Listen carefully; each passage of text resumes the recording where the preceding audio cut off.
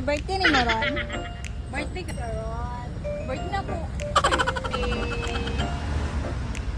It's Avi's third birthday and we're going to Food Club Your Lifestyle Buffet at Ayala Malls, Manila Bay. Kaya nakakapagod naman magsigi og luto oy, so kailangan natin magpunta naman, mag-explore naman tayo ng ibang lugar ba para kung saan natin pwedeng i-celebrate ang birthday ni Sapilat. Tapos dito kay napaka-visible talaga ng kanilang mga mukha ba, makikita mo kung gaano sila kasaya at ka-excited kahit hindi pa nakapasok. Pero may mga ideya na yan sila na marami talagang mapagpilian sa mga pagkain. So inagahan na nga namin para kami ang una sa pila ba, so pagdating namin kay marami naman palang nakapila talaga. Buti na lang nakapagpa-reserve ako ng maaga kasi kung hindi kami nakapagpa-reserve, hindi talaga kami makakapasok dahil uunahin talaga yung mga nakapag-reserve bago ang yung mga walk-in. Pero mabuti na lang kay palagi tayong advance ba. May maganda din namang maidudulot pala yung pagiging advance mag-isip. Pagpasok namin dito, napakaganda talaga ng space, ang laki, tapos napaka-social tignan, tapos ang daming pagkain, tapos lahat ng mga pagkain nila ay naka-arrange talaga ng maayos ba. Pag may mga bata kang kasama, kay meron din mga station kung saan yung mga pwedeng ipakain nila para matahimik sila sa upuan nila. Tapos napakaraming iba't ibang klase ng cakes. Tapos pwede ka rin gumawa ng sarili mong halo-halo kahit lagyan mo na yun ng roast beef ang halo-halo mo. Pwede rin. Kung saan ka happy, pwede na rin. Napakasarap din talaga ng mga roast beef nila dito at saka yung lechong kawali. Ay, naku, day, ang sarap, day. Kahit wag ka na kumain ng kanin, day. Unahin mo yung mga ulam, day. Kasi yung kanin, marami yan sa bahay natin. Isa sa mga nagustuhan ko din doon ay ang kanilang mashed potato na makasarap na timpla. Saktong-sakto lang, hindi maalat. Sakto lang talaga. Tapos yung mushroom soup nila, ang sarap.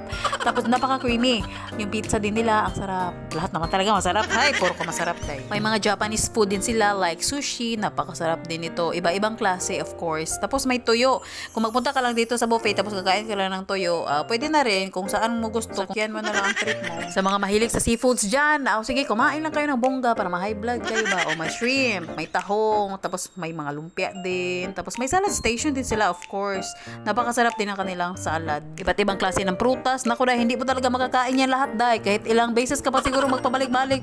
2, 3, hindi po talaga mauubos yung lahat. May mga tinapay din sila, iba't ibang klase din yan, day. Sa mga mahilig sa matatamis dyan, isasaw nyo yung stick o sa parang fountain na chocolate, tapos marami talagang cookies dito, ba iba-ibang klase, may mga maha din, may mga kakanin, of course, marami talaga yan. Tapos sa mga mahilig sa mga mainit, sabaw ba, may mga noodles, o pwede kayo magluto-luto na inyo, iba-ibang klase din yan, may mga gulay, iba-ibang klase din, ice cream, mga soft drinks, marami din talagang option, may mga pasta pa, ang hirap naman. Tapos nakita ko yung parang pink nila na salmon ba, tapos ang nakalagay pala na pangalan kay Pink Gary. Pink na pala si Gary ngayon. Tapos yung wasabi nila, pag yan, pinagsama mo talaga, sasabog yung tainga mo, day. Yung tipo, hindi ka pa nakakain, pero busog ka na sa mga nakikita mo. Sa dami-dami ba naman, sa dinami-dami ng mga pagkain na nasa plato, hindi ka ba mabubusog dyan? At dahil may birthday celebrant kami, ay of course, may pa-cake din yan sila na slice. Dito kay in-enjoy na namin yung mga food namin, Kita nyo naman na ang dami talagang plato. Tapos pag naubos pa yung laman yan, kay kukuhanin agad yan ng mga nagtatrabaho dyan.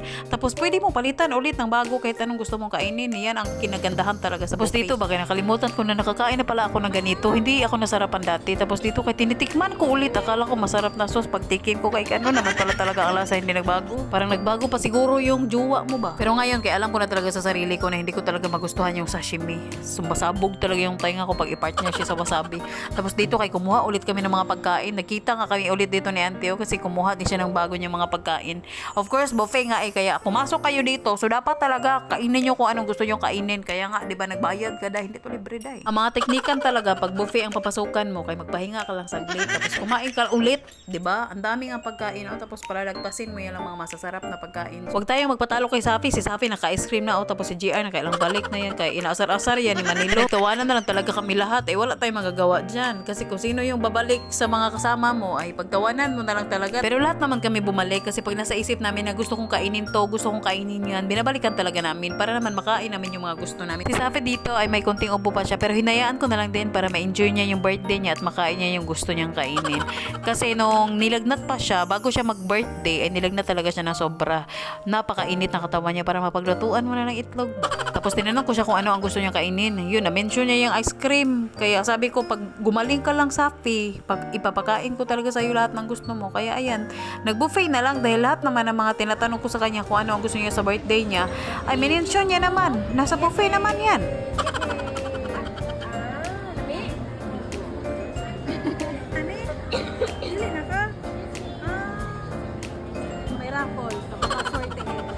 Tapos dito kami lumapit sa amin na staff at binigyan kami ng 7 paraffol.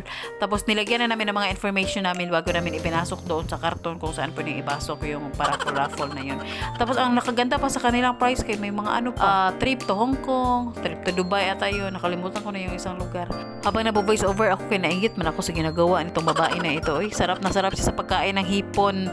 Hay nako, hindi ko talaga na-enjoy yung pagkain ng hipon. Si Safi ay parang stick glow sa katawan ko. Dikit ng dikit. Nawala ka lang saglit sa paningin niya, ay iiyak na siya, day. Mabubulabog na yung buong food club. Tapos dito ka lang malulula talaga sa ice cream, day. Hindi ka malulula sa bus, day. Malulula ka sa ice cream nila dahil napakadaming choices, day. At iba't ibang klase din. Dito pala, ay binihisan na namin si Safi dahil malapit na yung magkakata-kata sa kanya ng happy birthday ba. Hindi naman pwede nakantahan siya. Tapos ang dumi-dumi ng damit. Excited na rin kami dito kasi nakita namin yung mga kakanta sa kanya ng happy birthday song ba. Of course, ito ang hinihintay namin. Hindi lang mga pagkain, of course. Yung mga tao din na gumagawa ng saya ba.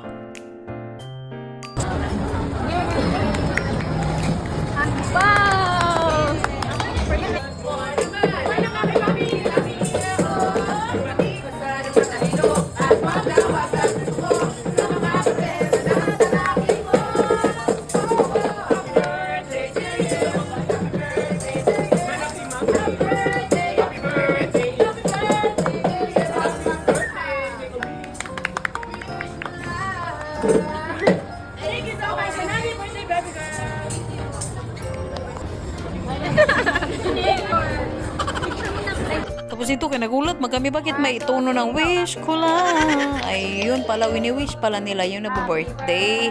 Tapos dito kaya nakalimutan man namin yung slice cake na ibinigay nila. Uy, kaya nagkanta din kami ng amin.